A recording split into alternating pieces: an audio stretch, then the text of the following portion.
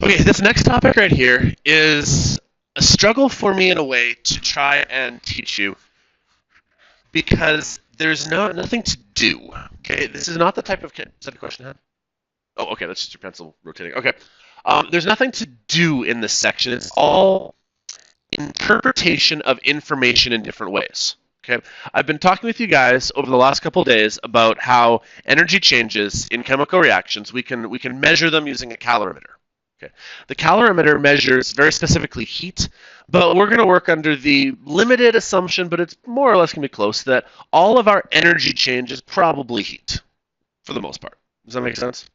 And so if we use a calorimeter, we can measure energy changes. Okay. Today I'm going to talk to you about 4 ways of communicating that, which is why that's our title, communicating. And so this is a kind of a tricky section here because if you feel like at the end of the day I haven't really taught you anything, that would kind of make sense, if that makes sense. Very redundant there.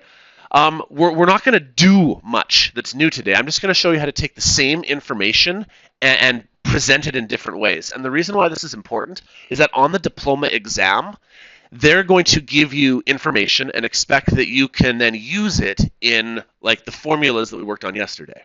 But they might present it to you in not in a standard stock sort of way. Does that make sense? Especially for those of you guys who just wrote my math diploma. You know how I like to play games with you and give you weird snippets in terms of, and you have to decipher and go, oh, that's what you actually mean by this. Why didn't you just say that in normal words? You gotta get where I'm going here? So that's what this lesson is all about, is I want to show you some different ways that they might give you information, and then hopefully you can understand how to interpret it. So there's 4 main ways. Here's the list. I could give you molar enthalpy of a specific reactant in a reaction. So that's one. I could state the enthalpy change using a balanced reaction equation. I could use it as a value in a balanced reaction, or I can draw a diagram. These are the 4 main ways that you might be given information, which with you have to like interpret or do some calculations on. So let's try them one at a time here. Here's the first method. I've already kind of helped prepare us for this in a bit because of the way I kind of set up my lessons. I've already shown you the key parts of this. This is the like notation method, where like if I give you this information right here, I've got sitting here, you guys should already be able to interpret a little bit of this. Like, what does the C stand for? What does the M stand for? Based on that, what sort of units would you expect? Good. I'd expect to see a kilojoules per mole unit, just because of the presence of that M right there. Does that make sense? Because of the C right here, I have a little bit of information about what type of equation is going on. I now know that something is being combusted, whereas in this one right here, something's being formed. Okay. I have not talked yet maybe about this thing. I might have before. Anybody know what that little circle means? No, actually. It's actually gets used if there's degrees Celsius afterwards, but just by itself, this means standard conditions. It's been a while since we've done this, but do you guys remember the standard conditions that we normally use? And 100 kilopascals. Okay. Anybody have a data booklet sitting nearby? I want to try to find you where I can snag. Can I borrow yours real quick? Turn to tables on page, let's see. This is a good one. Well, here, start here. Sorry, can you look off first since I'm stealing yours? Turn to page 2. There's all sorts of like little pieces of information in this data book that I should point out. There's a small little bitty table at the bottom of page 2 where there's the triangle, which means delta, and then there's a little circle that means standard. Okay. If you ever see that little circle, it refers to standard conditions like temperature and pressure. And if you were to like go to another page, where's another good one here? Here we go. Turn to page 7. Let's find page 7. There's a table on page 7 that I'm going to eventually show you how to use. At the very, very, very bottom, or literally right above the number 7, can you guys see that little star there? It says for 1 mole per liter solutions at 25 degrees Celsius at a pressure of 101.325 kilopascals. Okay, those are often considered to be like our kind of like our standard conditions.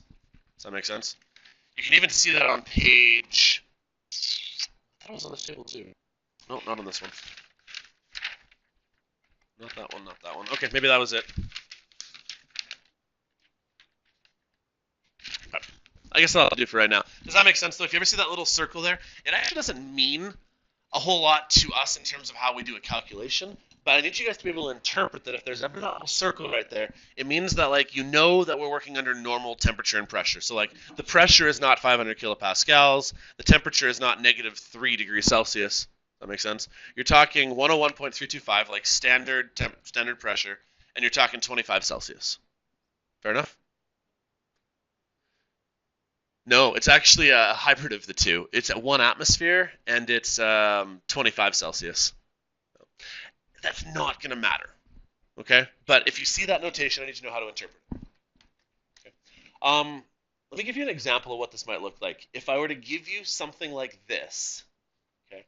I'm going to write a better one in here. If I give you delta F H M, the little circle sign, and underneath it, I put NH3.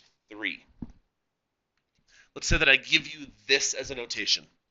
There is a ton that I can decompact from this. Decompact? Sure, that's the right word.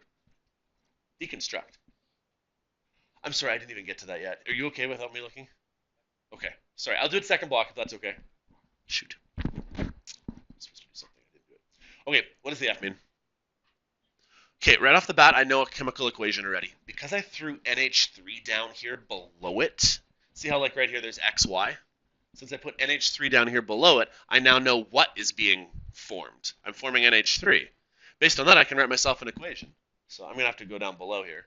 If I'm forming NH3, whenever you form something, if this hasn't been made clear to you guys before, you're forming it from elements, like from a non-compound state. So you need to have nitrogens and you need to have hydrogens forming NH3. Except there's no way that's correct, right? What else do I need to do? Okay, not even that. N and H aren't written properly, right? Because, like, you guys know what I'm talking about here, right? How N and H have to be diatomics. And you're right, then you still do have to balance it. So in order to balance this one right here, you need a 2 there, you need a 3 there, and a 1 there if you care to write it. Do you guys kind of get where I'm going when I'm saying that today's lesson is all about me teaching you guys how to deconstruct information they give you? This right here, I've hardly even looked at it yet, and placed purely on this right here and this right here, I already know an equation. They didn't tell me the equation, but it's implied. And that's something I need to prep you for on the diploma, because if they give you this and they ask you to like do some stoichiometry based on it, and you say, Chris, I know how to do all the stoichiometry, but I don't know what my equation is, I would say, no, hang on. This actually implies for you an equation. Make sense? Now, the delta H per mole then means that like they're probably going to give you a value associated with it. They would say that this is then equivalent to 1. I need more space here. Hang on. I'm gonna pull this somewhere where I have more room. Select. Let's move this down here. What they'll probably do with something like this is they'll tell you that it's equal to a value. So like here, if I told you that this was equal to positive 100 kilojoules per mole, well, that adds even more information to it. What does the positive imply? It's endothermic. And the 100 kilojoules per mole tells you how much enthalpy change there is for your NH3. How many moles of NH3 are currently showing in this equation? 2. So see if you can follow this logic. If I tell you that it's 100 kilojoules per mole, and this is of NH3, and there's currently 2 moles in our balanced equation, I could then say that as a raw amount, there's 200 kilojoules total. Follow that logic again? This says there's 100 kilojoules per mole, but there's 2 NH3s right here, so I could say that there are 200 kilojoules being absorbed. Not 200 kilojoules per mole. This says per mole, but because of the 2, I have to like basically do like 2 times 100. You guys follow that logic? Okay. There's a lot of information then that I get out of just this one little thing right here. So I think I have some examples on my next slides. Why don't we try those ones here? Right here, you guys can see this.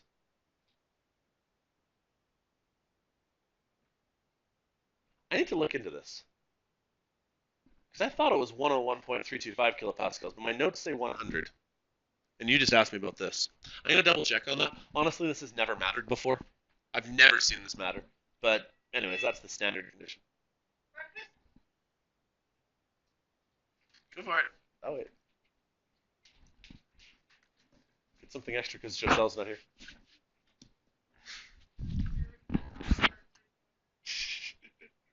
They don't bring quite as much because she's not here.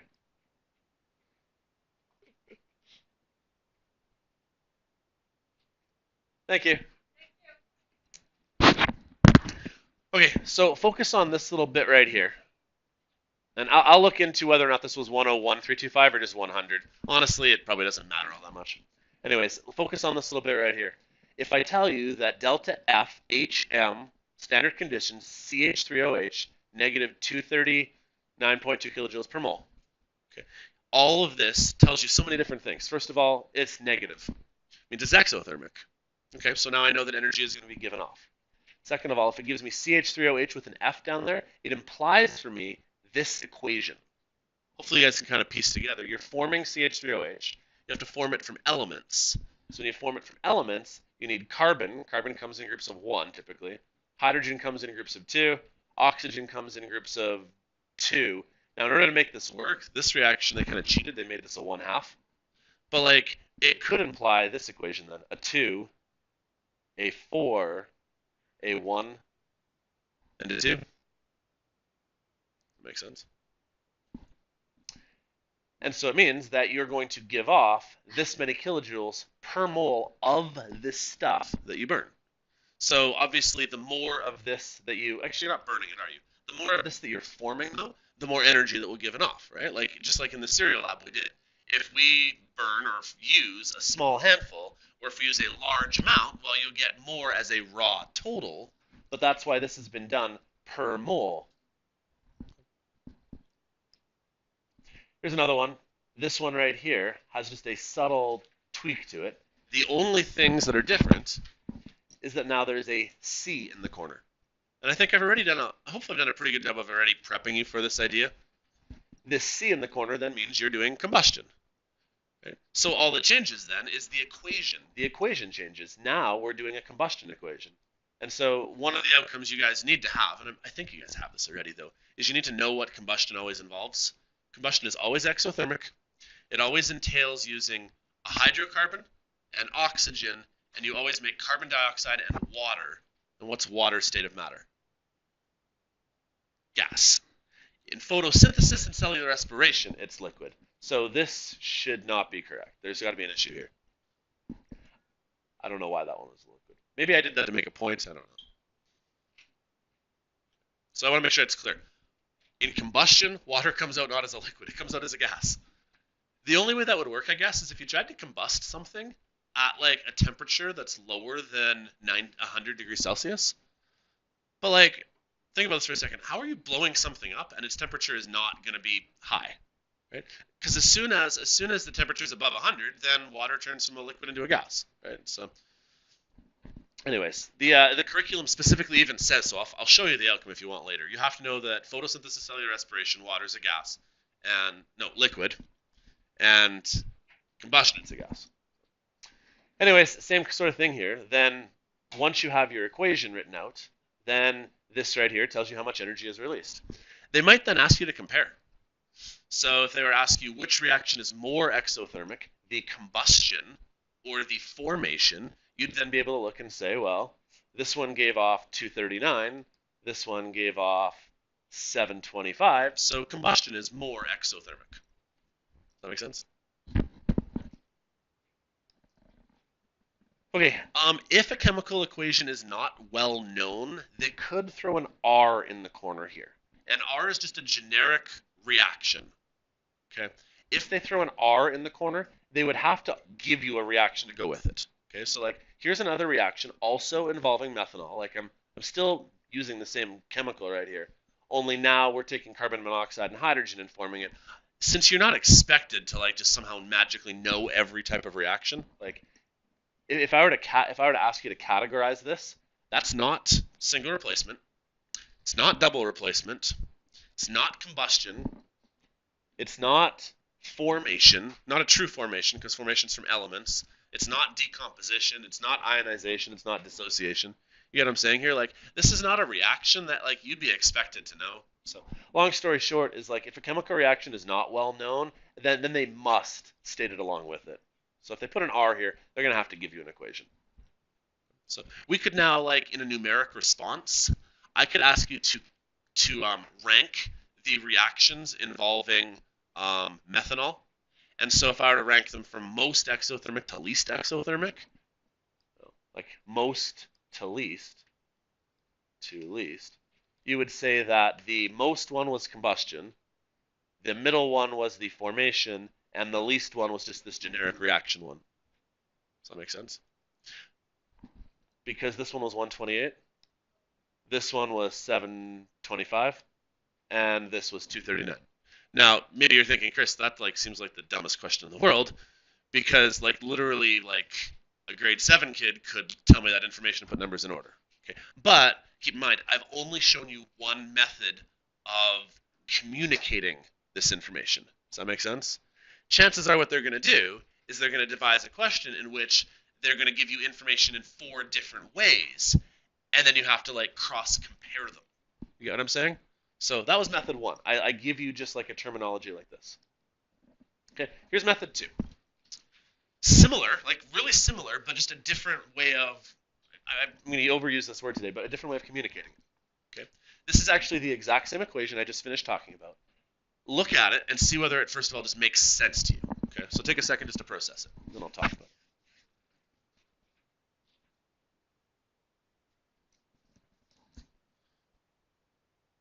Okay, what's the same about it? Compare this to what's on the previous slide. What is the same? You get a chemical equation, yep. There's also a delta RH, and there's also the number 128. What's different? Okay, so there's not a mole here. We didn't put M here anymore. And because we didn't put M here anymore, we did not make it go per mole. That's the changes. Now I want to explain why there's those changes. We had previously learned that the value for this was negative 128 kilojoules per mole of, this is really important, of CH3OH. Because you know how the thing we were talking about was the CH3OH? That's super important. We have to know who we're talking about. In this equation right here, how many moles of CH3OH are being shown? 1. Does that make sense? And so because of that, I took this number right here and I times it by 1, which is why that number stayed the exact same here. I could have communicated this slightly differently. If I gave you the equation 2CO plus 4H2 goes to 2CH3OH, off to the side, I would have written this.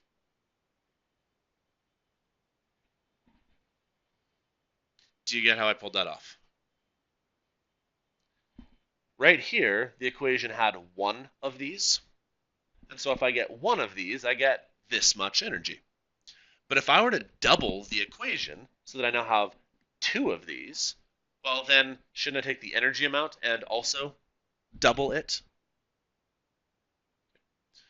So I guess what I'm trying to say then is we can convert between these 2 methods of communicating things. If I were to give you an equation, and in the equation I give you this amount over here, if you want to find the molar enthalpy, all you have to do is divide by the coefficient of whoever it is you want to talk about.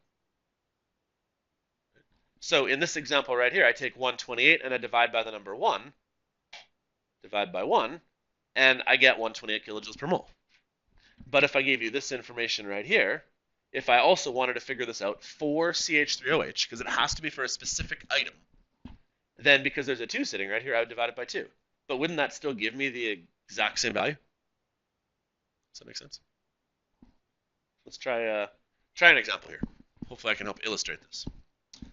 Sulfur dioxide and oxygen are going to react to form sulfur trioxide. The standard molar enthalpy of combustion of sulfur dioxide in this reaction is 98.9 kilojoules per mole. I'm going to take just this line right here. So I'm going to underline it. And I'm going to write this line right here in the first method I taught you. Okay? The standard molar enthalpy for the combustion of sulfur dioxide is negative 98.9 kilojoules per mole. What I underlined in red, I wrote out down here. Can you guys follow that? The standard molar enthalpy of combustion for sulfur dioxide is negative 90, that number there. This is super important. So if you're done writing, I'm going to like literally highlight them one at a time just to make sure I'm clear on this.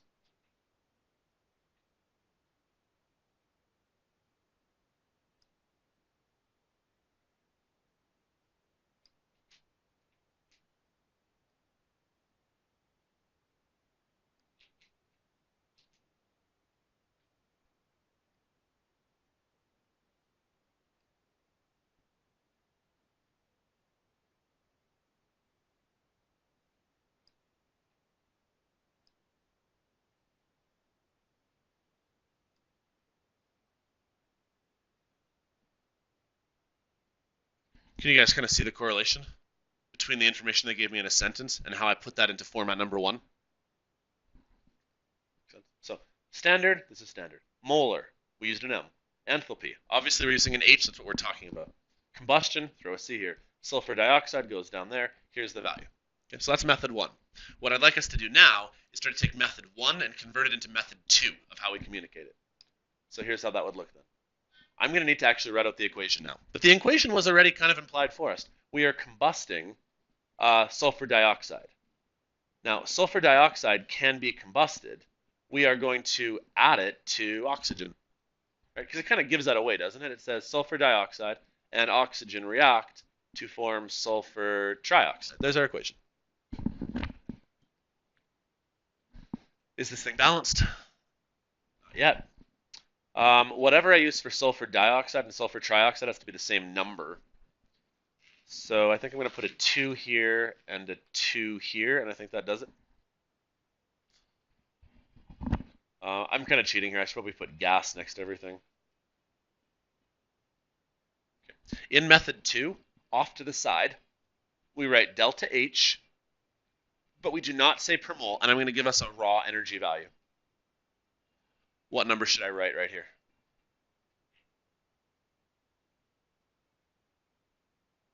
Any thoughts?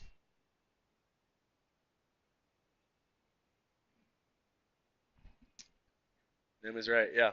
2 times this number right here. So who's got a calculator? Help me out.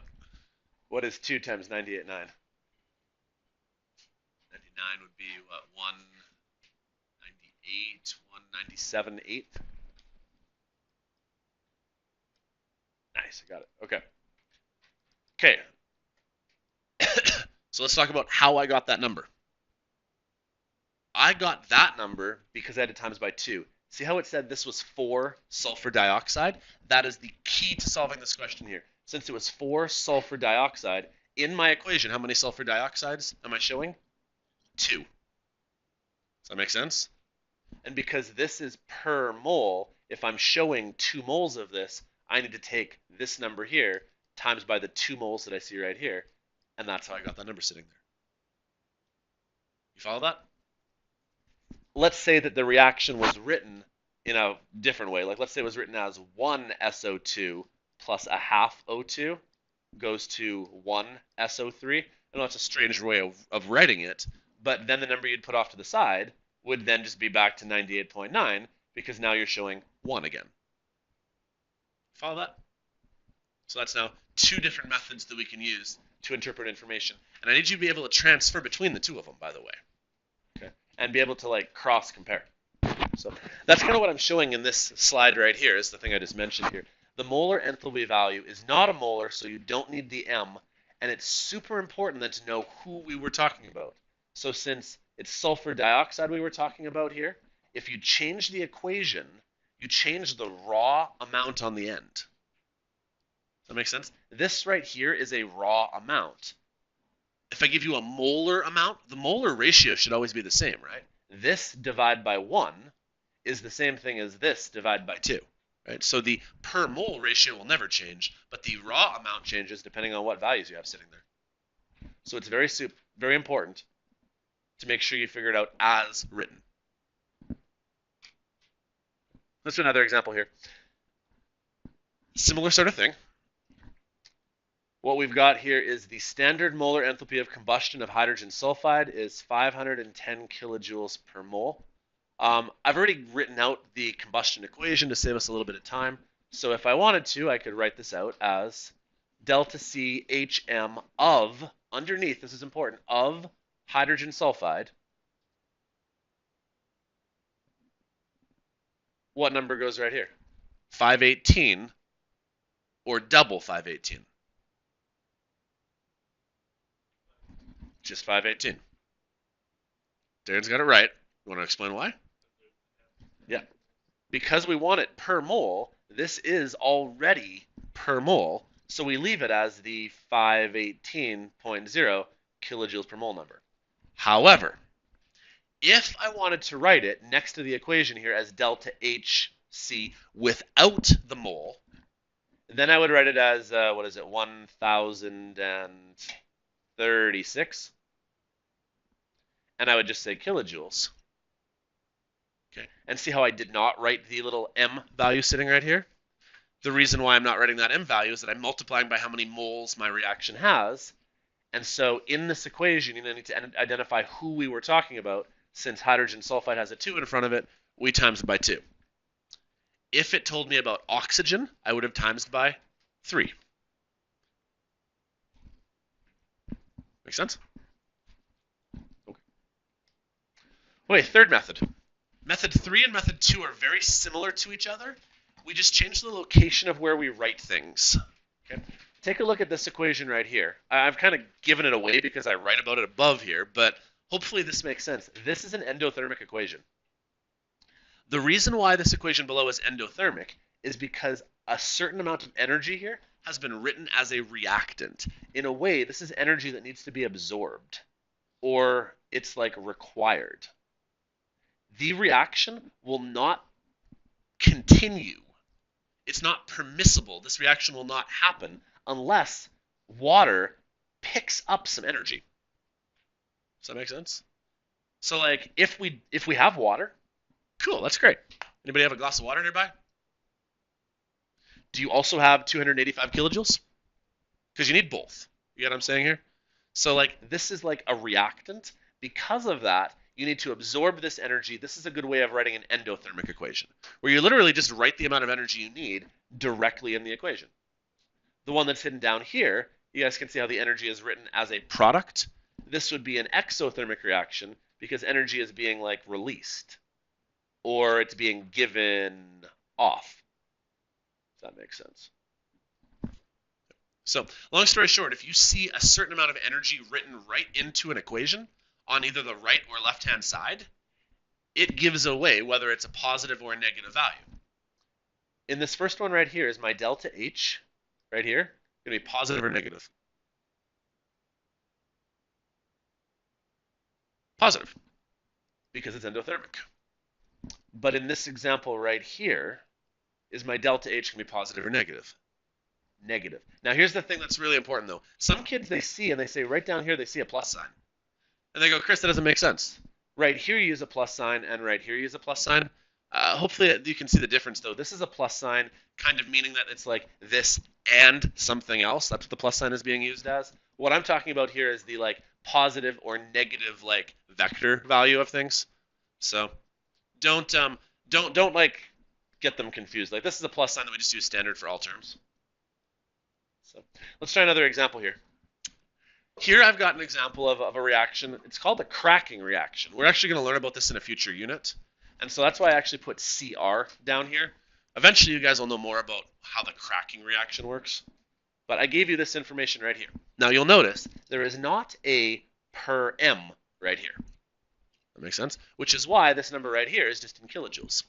Let's say I wanted to make it per mole. Hypothetically, I needed to somehow convert that.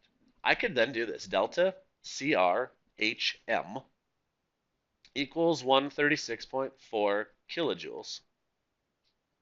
Now, if I want to do it per mole, I do need to be specific about who I'm talking about. So like I could say that I'm cracking C2H6. And because of that, this reaction would be perfect. Hypothetically, though, you can do this. Hypothetically, let's say there was a 2 here. What would you have to do to this value if there had been a 2 here? Divide by 2. We're going backwards this time. Here, this is how many kilojoules you had. And then because there was a 2 here, you would then divide by the 2 moles of this, which means your molar amount would actually be half as much. So like when you're going from like one method to the other, sometimes you times by 2, but when you go from that method back the other way, you'd be dividing by 2. That makes sense? So like because there's a 2 right here, if I give you this value right here, and we're talking about this one here, you would then take this number and divide by its coefficient. That being said, on this one we don't have to because I'm making up a hypothetical. Since there was a 1 right here, you would just divide by the fact that there's just 1 mole of this. But let's try converting it to this newer method then. If I see a positive number, what does that imply about the reaction? X or endo? Reactant or product? Is energy a reactant or a product? Okay, so then we write it like this. C2H6 plus 36.4 kilojoules turns into C2H4 plus H2.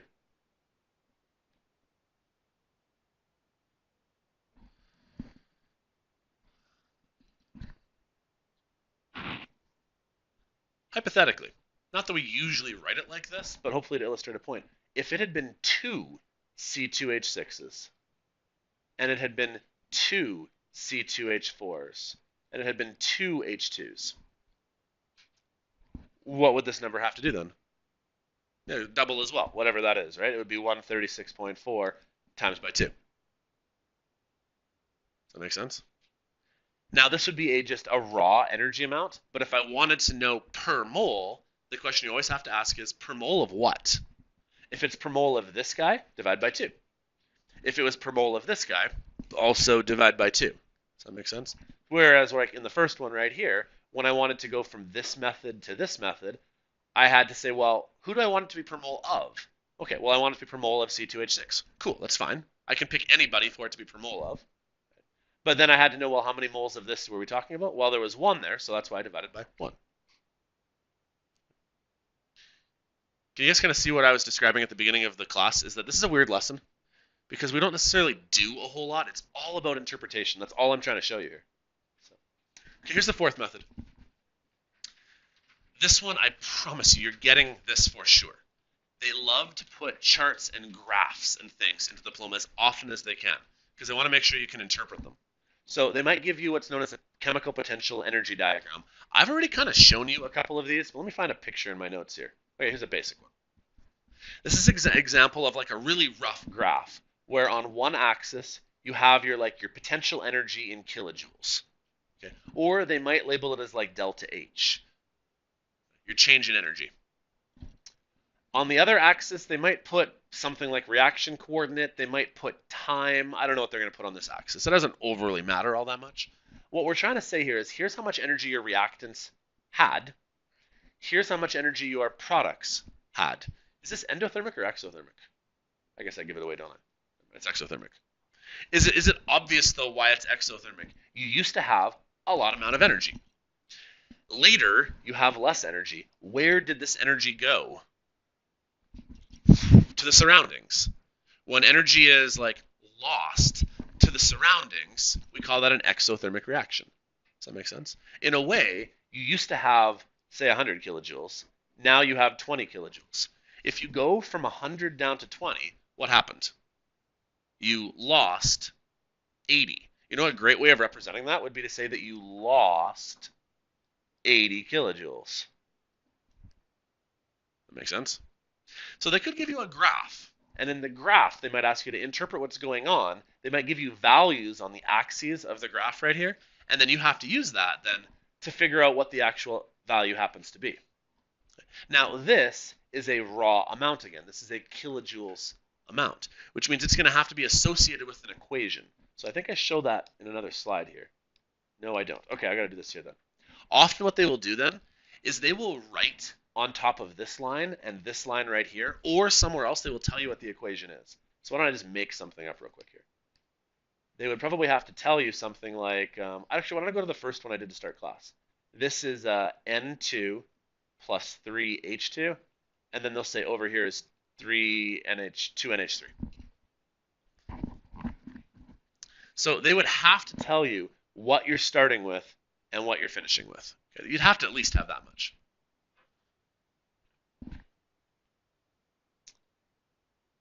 Okay, let's try an extended question. If I were to ask you this, delta H per mole for the formation of NH3, tell me what that number would be. Let me give you some multiple choice options. Would the number that goes there be negative 80 kilojoules per mole? Would the number that goes there be negative 160 kilojoules per mole? Would the number that goes there be negative 40 kilojoules per mole? And I can't think of actually a fourth distractor. So what number would go here if they gave you this information right here and they asked you to convert it to this one here?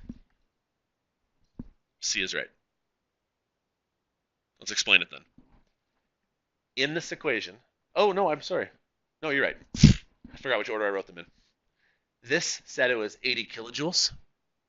But if we wanted to convert it into kilojoules per mole, we have to ask the question, per mole of who? Of NH3. How many NH3s do we have? Well, we have 2 of them. So we need to take 80 kilojoules and divide by the 2 moles. That's why it's going to be the 40 when you're done. You follow that?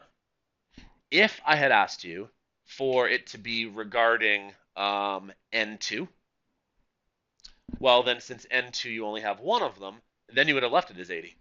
Because it really depends on who you're talking about. But here's a picture of an endothermic reaction then. Exothermic reactions, by their very nature, always go downhill. They always lose their energy. This is an example of an equation that needs to absorb energy somehow. Right? And so you have a certain amount of energy to begin with, and you need to increase and upgrade your energy, like that water example. I think I started with water, and we can make water turn into oxygen and hydrogen. I think that was the equation that I found on an earlier slide. But like, does water spontaneously break apart into oxygen and hydrogen? No. Thank goodness. Otherwise, life would cease to exist because we'd have no water. Does that make sense? Fortunately, there are many endothermic reactions in life. Right? Is it possible for us to break water apart into its gas forms? Sure. But you have to add a lot of energy to it. Usually we call this electrolysis. Have you ever heard of that word before?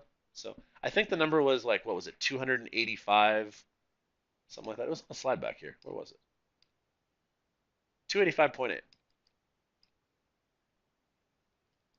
Right. So you would need to absorb 285.8 kilojoules. So they could, for example, give you a question that was like this. If this initial amount here was 72.1 kilojoules, they could ask you what number would go right here. That makes sense? And then if they didn't give you this number from earlier, but they gave you this information from earlier, could you merge the two and say, okay, I get it. This information here tells me I need to absorb this much per 1 mole of this. Since I put a 1 mole of it right here, I just need to take this number and add 285.8. And then whatever that is would give you that number right there. I don't have a calculator with me. Does that make sense? I remember one year on a diploma, by the way, they were sneaky. They gave you this equation right here. Where was it? They gave you this equation right here with a 1/1/1/2 ratio. Okay. And then in the other half of what they did, this was sneaky, they put a 2, a 1, and a 2 right there. What am I getting at here? What do you do with this number right here then? Double it. You'll get it. This happens every year. Kids always struggle with the should I times by 2 or divide by 2. Practice will help, okay? Because what ends up happening is it was 285 kilojoules for every 1 mole of water we were talking about. But now that this equation has 2 moles of water, you need to like times by the fact that there's 2 waters involved. So you'd take this number and you'd add this number times by 2 to get the top number up there.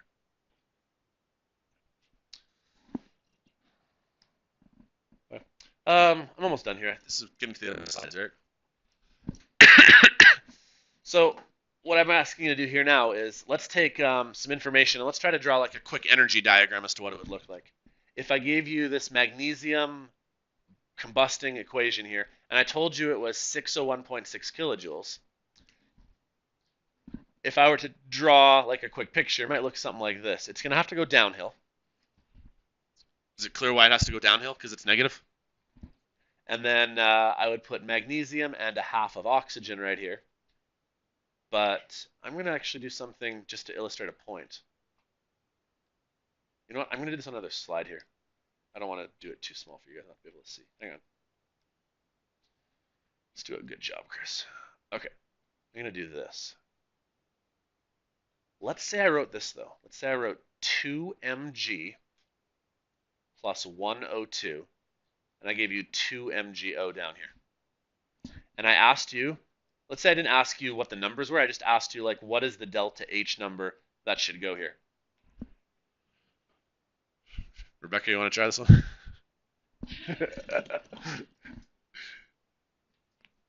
It's 1200, yeah. You're timesing by 2. Is that making it more clear there? Okay. I understand every year kids have struggled with the times by 2 here. Because what ends up happening is that this number here was currently per 1 mole, if I put an M here, of, say, that right there. But now that there's 2 of them, you have to double this number and make this negative 12, whatever the number is, 12 or something. Does that make sense? Let me show you another little sneaky thing while I'm thinking about it. I've seen them do. What if they did this? What if one of the responses was this, and they went uphill? You could do this, but you'd have to change the order. You'd have to put your Mg and your oxygen up here, and you'd have to put your MgO down there. And instead of this being a negative number, you would make it a positive 601.6, but you're just changing the order. Right? Rather than it going downhill and losing, if I reverse the order of everything, then it would go up instead. Can I follow that logic? Yeah, right? It would be the opposite of each other, right? If I tell you mathematically that 2x plus 1 equals y, could we not flip it around and make it y equals 2x plus 1 and kind of like flip the order in a way?